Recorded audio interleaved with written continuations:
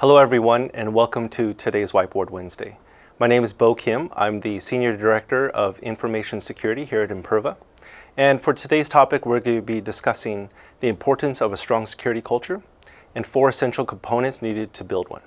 So to begin, let's talk about the reason why we need a strong security culture. As with any other major business objective or initiative, when we are trying to build a strong security program within our organization, we need to focus on 3 major components.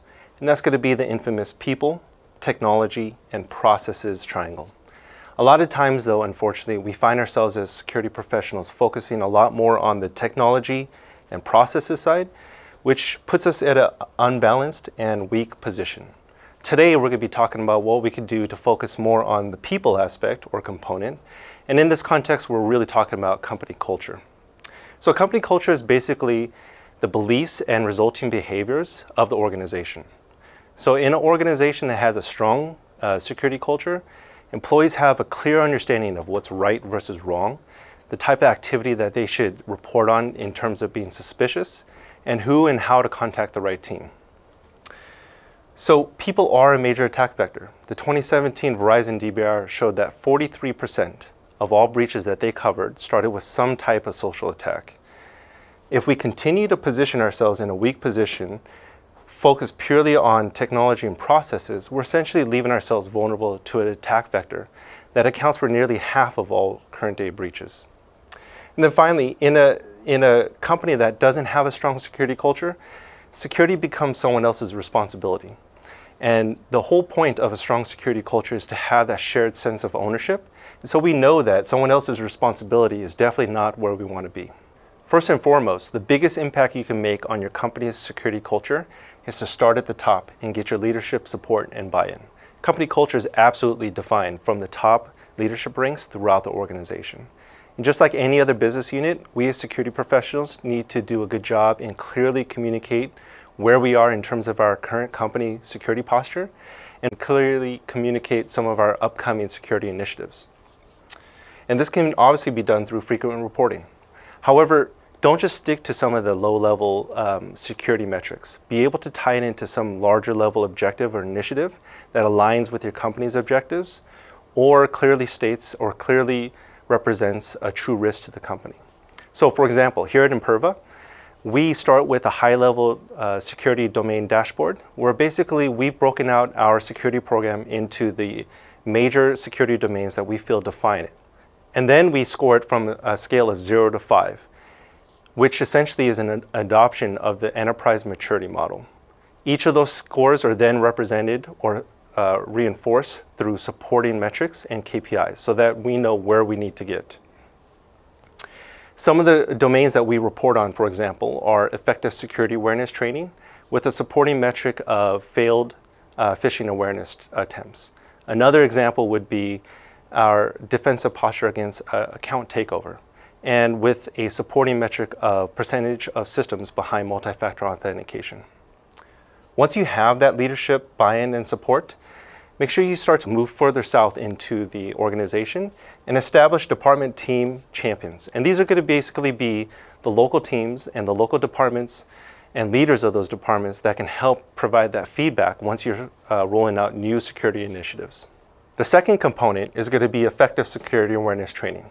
Simply put, you can't have a strong security culture without your employees clearly understanding what's right versus wrong, what it is that you're trying to actually protect, so your data classification, and also how to report suspicious activity and to what team. So one way that you could actually build your security awareness training programs is to approach it from a tiered or targeted approach. And so as you can see in this triangle, as we go up the triangle, risk goes up, but the exposure, the amount of roles within the company decrease. So at the bottom level, where the triangle is the widest, we start with your general security awareness training. An example of an element of this training would be your data classification. Again, everyone needs to know what you're trying to actually protect. To take that example one step further, so for example, if you were a software company, source code is probably going to be pretty high on that list. As you move up, though, the people that actually have access to that source code are at that intermediate level. And so they need to get a little bit more targeted training. And then finally, the people that are the administrators, the ones that actually administer your source code repositories, are going to have that in-depth training, because as we go up, again, the risk goes up. And then finally, you want to continuously adjust to improve. So if there's any new risks or any new roles or business units created within your organization, you want to reassess to ensure that this is current and that you're covering all roles within the organization. The third component is going to be to actively test your security posture. You can't just simply rely on your passive security awareness training. And one way you could clearly do this is through social engineering campaigns, or in other words, internal phishing campaigns. And what this does is it gives your employees the ability to test their knowledge on how to detect suspicious activity, and then also how to report it to the right team. One of the key differentiators here and biggest impacts you can make, though, with this component is your remediation. Instead of punishing, your team should take this as an opportunity to educate the employee further. So for example, if there was a failed phishing attempt, the employee that was affected, your team should approach them and basically let them know essentially what assets within the organization could have been breached, or what path could the malware have taken.